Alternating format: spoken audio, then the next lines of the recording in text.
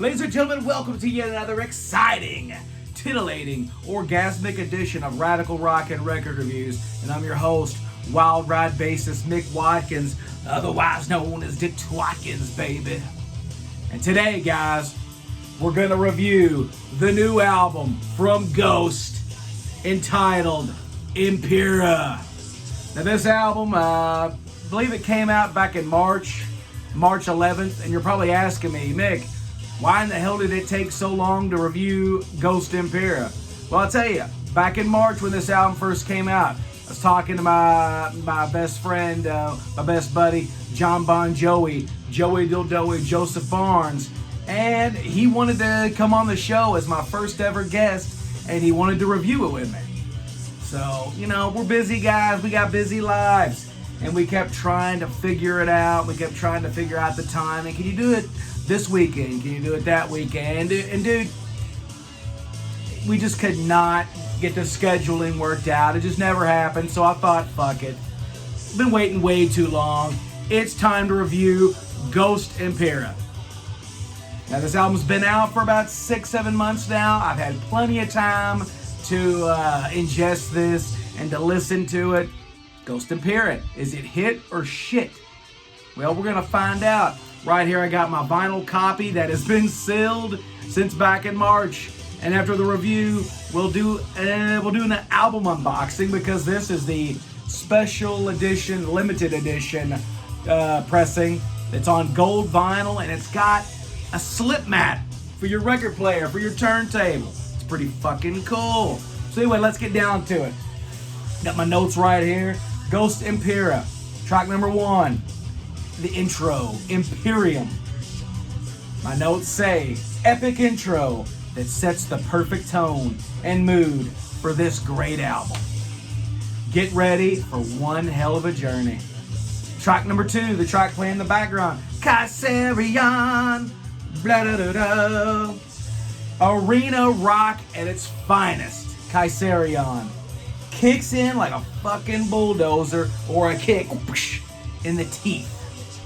Sounds very much, and I said this back when I wrote this review, and I still stand by it. Kaiserion sounds so much like reunion era Iron Maiden, you know, back in the early 2000s with Brave New World, Dance of Death, maybe even a little bit of a Matter of Life and Death. Kaiserion sounds so much to me like reunion era Iron Maiden, kind of like songs such as The Wicker Man or Wildest Dreams. The bridge in the solo section, which is playing in the background right now, sounds identical to like Permanent Waves, Moving Pictures era Rush. This chorus is so infectious, it never fails to get stuck in my brain.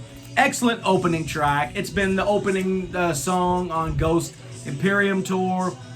Fucking love this song. This is, like I said, arena rock at its finest, and I'm sure Kaiserion will go down in the decades and years to come as a bona fide Ghost classic.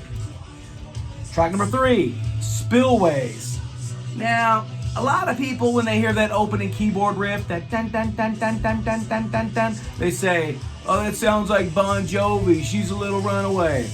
I'm like, it might be to you since you spend all your time jamming Bon Jovi records, but to me it doesn't. As soon as I heard that keyboard piano riff in the beginning, I thought, dude, this is total BOC, total Blue Oyster Cult worship, it's totally kind of a rip-off or an influence of the opening piano keyboard riff to Sinful Love off of 1976 BOC album, Agents of Fortune. The song could have been a Blue Oyster Cult song, could have been a brand new BOC song on The Symbol Remains. Great pop rock tune. Could see this being a big radio song and an excellent live number, which I think they have added it to the set list. Total 70s rock on steroids. And in the background, there it is. Sinful Love, Blue Oyster Cult. Perfect. Perfection. Track number 4, which was the lead-off single and so far the big hit off this album, Call Me Little Sunshine. Killer dark track. Classic Ghost. Fucking love this song. it even, to me, it kind of evokes a Dokken kind of vibe. That riff,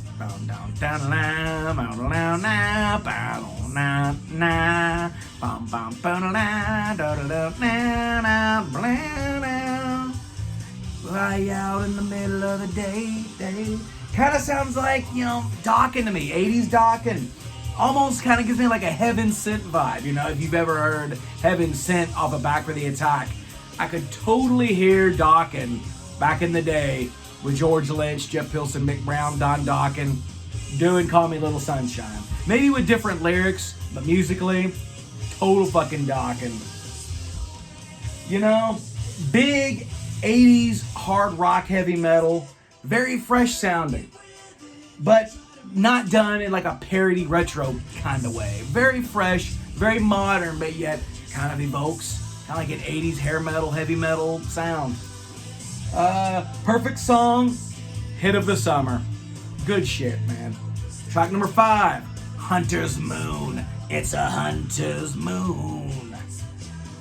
About fucking time we get another hard rock / horror movie anthem.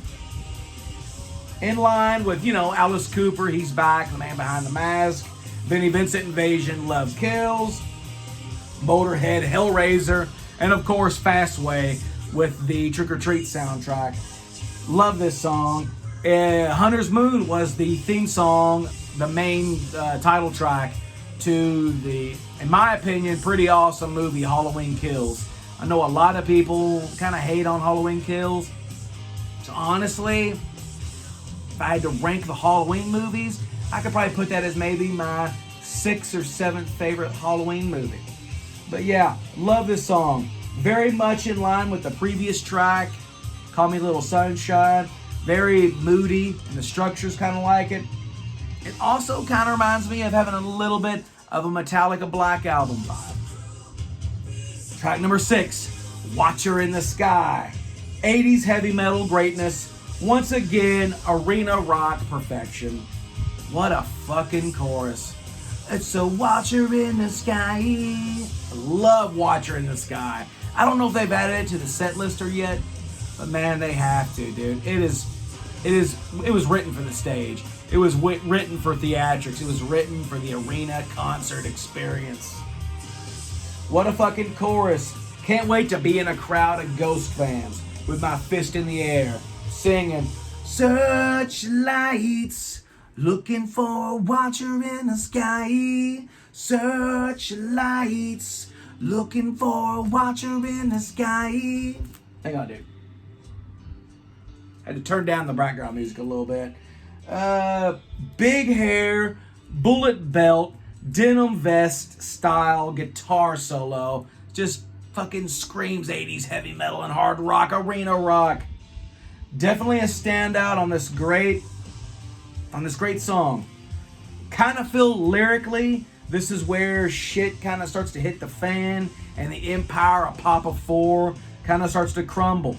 And I love the old school fade out because there is a theme going on in this album. This album's not a concept album, but it does, all the tracks do kind of share a theme, And Tobias Forge, Papa 4, the main guy, the main songwriter, the brains behind Ghost, he has talked about this album as kind of being about, cycles and about an empire, the rise of an empire, and then the ultimate fall and destruction of an empire.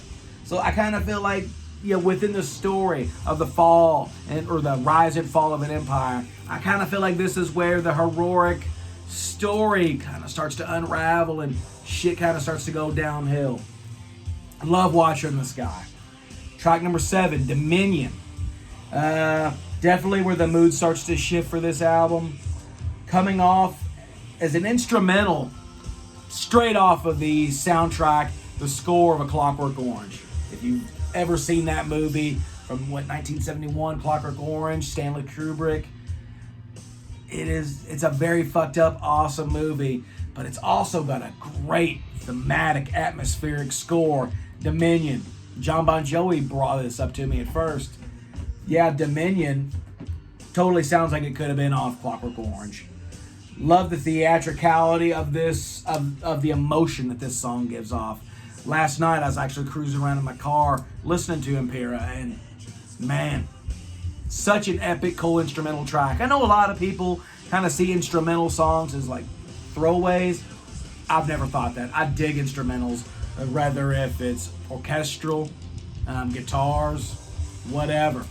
I really dig instrumentals, especially like this when they're kind of more of a mood and an atmospheric piece. Excellent stuff. So track number 8 goes into 20s. Very telling song lyrically, kind of about what we faced so far in the decade of the 2020s. With politicians, crooked politicians, bullshit politicians, and pandemics. It's almost like Tobias Forge has kind of almost shown himself as some sort of a rock and roll prophet. You know what I mean? Because the previous album, 2018's Prequel, that album talked about an oncoming plague, the Black Plague, some kind of oncoming pandemic. Dude, 2 fucking years later, we get hit with COVID-19. And now this album predicts the rise and fall of a great empire and how cycles, you know, something always ends and it always begins, and that never stops. Everything has an ending, or a beginning and an ending. That's kind of what the loose theme is with this album. Very theatrical sounding, really dig it, but if I had to choose a least favorite song on this album, other than the instrumentals, I'd probably have to go with 20s. It's my least favorite track on Impera, even though it does have a labia melting guitar section, guitar solo section, labia, vulva melting, badass. Even though I will have to admit, it is my least favorite track on Impera. 20s. It's a good track though, it's awesome. So track number 9. You're the darkness in the heart of my love for you. Track number 9. Darkness at the heart of my love. Get your lighters out. Here's the token power ballad. Totally could have been a late 80s Ozzy Osbourne or Alice Cooper song off of maybe, let's say, No More Tears or Trash. No More Tears or Trash. Love the lyrics. When the summer dies, severing the ties, I'm with you always. When the summer dies, severing the ties, I'm with you always. Love those lyrics. Love the mood that those lyrics and the music kind of evokes. Very menacing and deceiving sounding. Kind of like the words that it's coming from, like a false prophet or something. You know, somebody's promising you the world. They're promising you everything with one hand, but with the other hand, they got their fingers crossed behind their devious, dastardly back. So yeah, Darkness of the Heart of My Love, it's an amazing song, love it. Like I said, it's a token power ballad off of this amazing album. Track number 10, Griftwood, and I gotta say, my favorite track on Impera. Total Van Halen worship in the intro, great bass tone in this song. That's something that I can say about Impera over previous Ghost albums has been the bass on this, which I'm pretty sure Tobias Forge performs the bass on this album. The bass tone is very metallic. It's very punchy. It's kind of very, metallic, punchy, trebly, if that makes any sense, because I'm a bass player, of course. Wild Ride bassist Mick Watkins, otherwise known as Dick Twadkins, and that's how I like my bass to sound. I like it to cut through. I don't like a big boomy bass sound that gets lost in the mix. And this album's bass, the best bass playing on any Ghost album, and it just kills. Great bass tone in this song, and really the whole damn album. My favorite song on the album, more 80s rock metal greatness, the bridge section. Oh, dude. Over the last 6-7 months, over this year, really in a long fucking time, man. You know, this is like one of the first songs in a long time, dude, that when I hear this song, especially the bridge section of Holy Mother, you wash up the sin from our feet. Holy Mother, you shine like the moon and the sun and the stars in the sky. Dude, that part, when it comes in, that dun, dun, dun, dun, dun. Holy Mother, you wash the sin from our feet. Holy Mother, you shine like the sun and the moon and the stars in the sky. Dude, when that kicks in, man, I can't help but get goosebumps. And my fingers go on that volume button and I just crank it, dude. I'm sitting there fucking jamming, dude. Just getting down. I love that fucking song. That's my absolute favorite moment on the record. And honestly, man, this very well might be my favorite Ghost song of all time. And it's definitely my favorite part in any Ghost song. I love Driftwood, dude. It's fucking amazing. So fucking catchy. Goosebumps for days. Excellent guitar song. When it fades out of that ultra killer bridge section, you get into some shredding lead guitar licks. Man, it's awesome. And I love how I'm your rock baby. I won't back down. I'm your rock baby. Ask yourself, are you righteous? You wanna sit in the fire? Oh, I love Driftwood, dude. It's such an excellent tune, man. You know, like that, I'm your rock baby. It kind of makes it sound like a cool rock anthem, you know? But lyrically, it's got a whole different meaning. You know, Tobias Forge revealed later on that the lyrics were influenced by former Vice President Mike Pence. And you're like, well, how's this song about Mike Pence?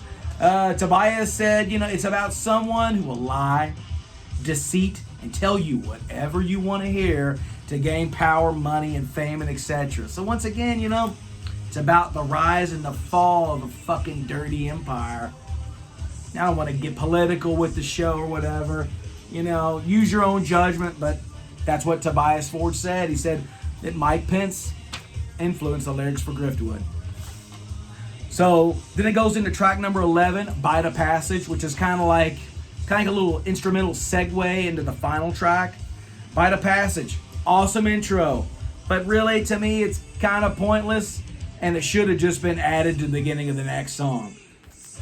And the next song, oh man, track number 12, Respite on the Spitalfields.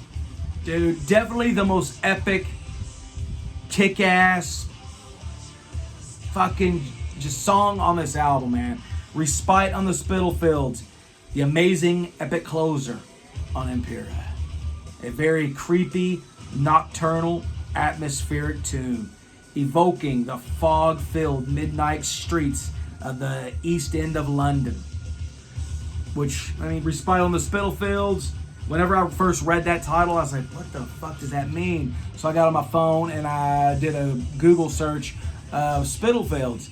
And apparently Spitalfields was the East End of London where the infamous serial killer Jack the Ripper did all his murderings. Spitalfields is the part in East London. And I was like, and I listened to the lyrics more and more. And I was like, fuck, that's so cool. It's a song about Jack the Ripper. That's badass.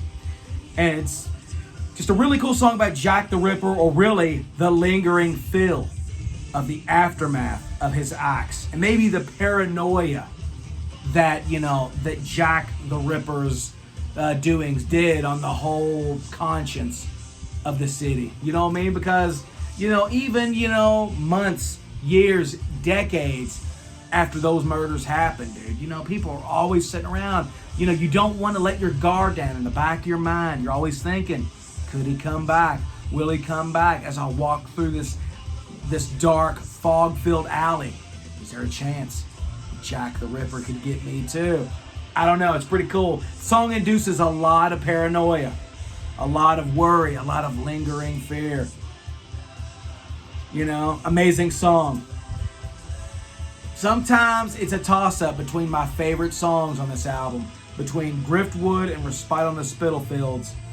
I would say that Driftwood is overall my favorite, but I just love Respite on the Spitalfields because kind of like this whole album. This album kind of reminds me in a lot of ways, like listen to this album for the first time and even now, 6-7 months later after its release. This album reminds me a lot of listening to Pink Floyd The Wall, dude, because I remember back when I first got Pink Floyd The Wall, back when I was probably 14 or 15 years old, I remember I just used to listen to that album. And I'd sit there with the lyric booklet and I'd read the lyrics while I was listening to the songs.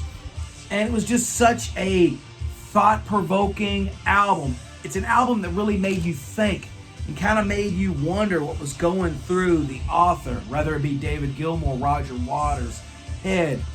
You know, it made you think and it made you question the song meanings. And it made you really try to figure out what each song was and what part of the story that it tried to convey. And dude, not really a lot of music does that for me nowadays. But Impera totally fucking did, dude. It's such a fun listen. It makes you think, you know. I like all kinds of music. I like rock and roll music that's just, you know, to have in the background to rock out to and to chug back a couple Coors Lights to, like Kiss, Motley Crue, AC/DC, Rat.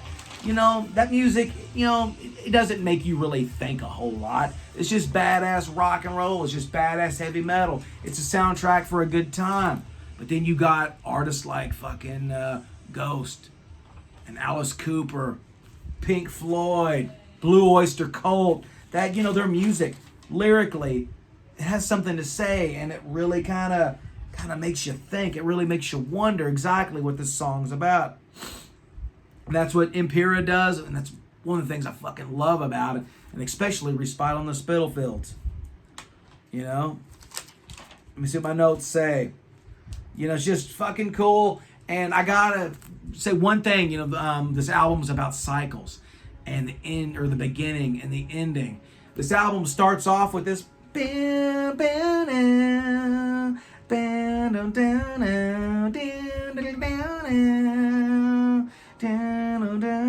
it's got this, it begins with this very cool kind of guitar riff, guitar lick. And then as Respite on the Spitalfields ends and is fading out, that riff comes back. That and it's the beginning and the ending of a cycle. I fucking love that, dude. And I gotta say one thing. There's like a bridge section in this song. It's dun dun dun dun dun dun dun. Dun dun dun dun dun dun dun dun dun dun dun dun. We're leaving the city. This is farewell. Goodbye, Seven Sisters. I love that part. It's so 80s arena rock. It's so 80s metal. It's totally a ripoff of Still of the Night by Whitesnake. But man, I don't really see it as a ripoff per se. It's more of like an influence and a tip of the hat, a little nod to 80s arena rock. And just when that part comes on, and Tobias, goodbye, Seven Sisters, from the bowels of hell, or whatever he says, dude. The moon in the gutter brings a story to tell. Someday he will come back from the bowels of hell. Oh, I can't sing like Tobias Forge. I'm not trying to. I'm just getting the point across. You know what I mean? But yeah, dude, Respite the Spitalfields, an epic killer way to end just a great album. Dude, in my closing notes, overall a great album. And my notes, I said, quite possibly the best Ghost album. Since I wrote this review months ago, I gotta say, fuck that. Ghost Impera is the best album. The best Ghost album. And man, you know what? After listening to it last night, because I hadn't listened to it in a while, you know, I was like, you know what? Since I'm planning the review finally after months, I was like, I'm gonna give this album another spin so it's fresh on my brain. Man, after listening to it, I remember right as it ending. You know, this is one of those perfect moments where it's like right as it was ending, I was pulling into my driveway at nighttime. I just dropped my son off at his mom's house. And the song stopped, and I just sat there and I thought, I was like, man, not only is Impera the best Ghost album, but so far in the 2020s, the decade of the 20s, I will say, in my opinion, this is the best album released in the 2020s so far. This album is absolutely a modern classic, And, you know, in the reviews I have, in the thought process that I have, I don't really like to throw around, you know, saying that, oh, this is a modern classic, this is a modern classic. I take that very seriously, because when I say it's a modern classic, I'm putting it right up there with albums, to me, like fucking, you know, classics, dude. Like Led Zeppelin 4, Black Sabbath, Sabotage, Alice Cooper, Billion Dollar Babies, Kiss Alive, Motley Crue, Shout at the Devil, fucking Judas Priest, British Still, all these old school albums that are the greatest of all time. And honestly, dude, after being out for 6-7 months, in my opinion, I know some of you might agree with me, some of you might not, but dude, there's nothing you can say and do that will change my mind. In my opinion, this is up there with the greatest rock, heavy metal albums of all time. This is a surefire masterpiece, and like I said, in my opinion, the greatest album of the 2020s so far. And that's saying a lot, dude, because we're, 4 years in? Yep, 4 years into the 20s. And we've had some great releases, dude. I mean, the other album that comes to mind for me is Blue Oyster Cult, The Symbol Remains. Modern classic. Love it. One of BOC's best albums in their discography. But man, I don't even think that can stack up to this. Ghost Impera. Perfection. There's nothing I would change with this album. I fucking love this album, and I would rank it 5 out of 5 stars, a modern classic. So that's the review for the album I have. That's it, dude. If you haven't heard this, do not sleep on Ghost, okay? Ghost, in my opinion, is the greatest band of the modern era. They are the greatest band to come out since the dawn of the millennium, 22 fucking years ago, dude. This is a band to be cherished and to be loved, especially by old school rockers like me and you. You know, if you're a fan of Kiss, Alice Cooper, Blue Oyster Cult especially, Black Sabbath, Uriah Heep, there's no reason why you shouldn't fucking love Ghost. They get a lot of hate, like Metallica gets a lot of hate, Kiss gets a lot of hate. Five Finger Death Punch deservedly gets a lot of hate because fuck them, they're horrible. But man, this band is such a special band that I treasure. And while I'll say that, in my opinion, the best band of the 21st century is Ghost, in my opinion, the second best band of the 21st century is the band featured on my t-shirt, Haunt. So you got Ghost and Haunt. Check both these fucking bands out if you haven't. They're amazing. So yeah, that's my review of Ghost Impera. I mean, I don't want to spoil my year-end review, but fuck it. I'm going to go ahead and do it. So far, 2022 is the best album of the whole fucking year. Easily. Nothing has come close, in my opinion. Lots of great releases this year. Lots of great releases, but none of them can touch this. So blah, blah, blah. Let's get to the vinyl unboxing. There's the front. Great album cover, which is influenced by that kind of classic Aleister Crowley picture. Perfect. As soon as I saw it, I was like, I know what you're doing, Tobias. I know what's going on. Yeah, there's that. There's the spine for whoever gives a fuck. There's the back. Cool atmospheric, nocturnal-like kind of scope of the city. Futuristic world. Featuring the king right there, Papa 4. Get out your guitar pick like I've showed you guys before. This is the best way to open up CDs and especially vinyl. Get your Wild Ride Mick Watkins, Dick Twatkins glow-in-the-dark guitar pick. You find the slit. It's been a while since I've licked the slit. And, well, you run it down the side. You penetrate the slit. And then you run it down the side, see? So there's something educational here on Radical Rock and Record Reviews.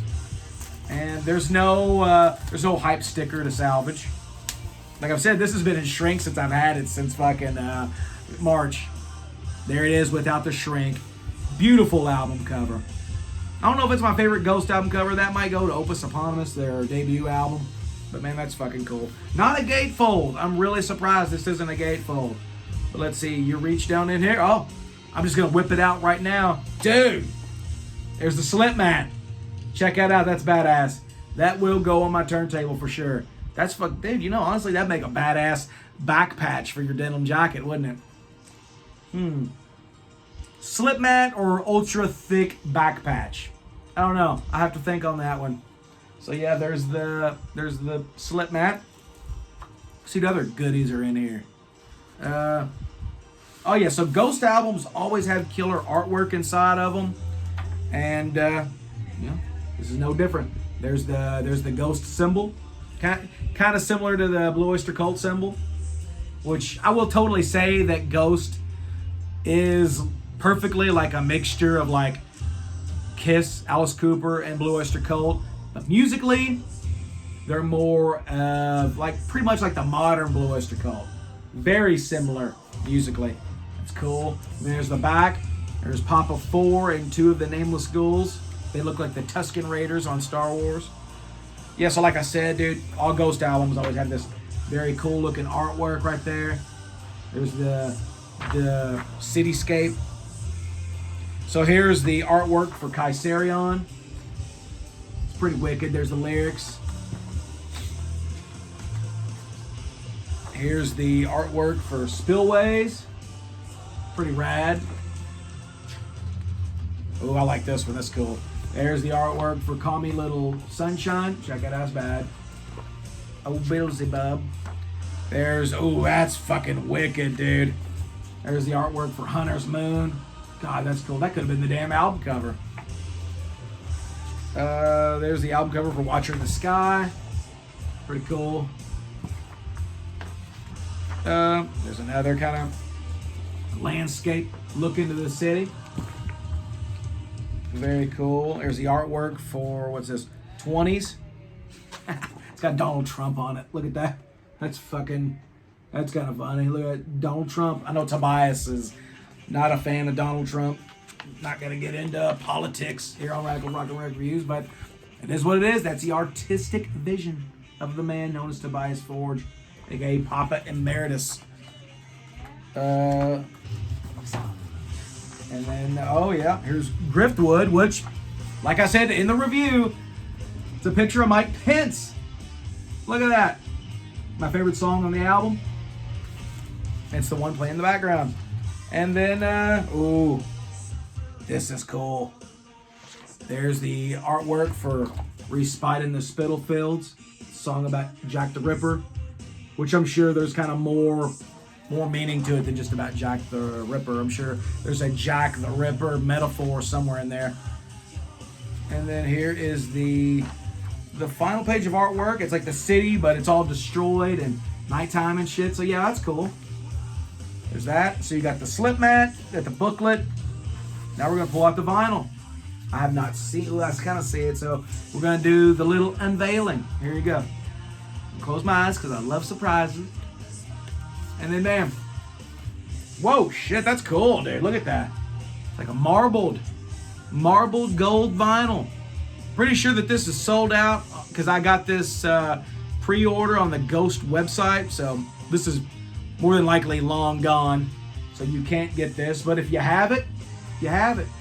And if you don't, well, I know Target had like a seafoam edition. And going with the color of the artwork, I didn't really thought seafoam was very fitting. Yeah, check it out. Beautiful.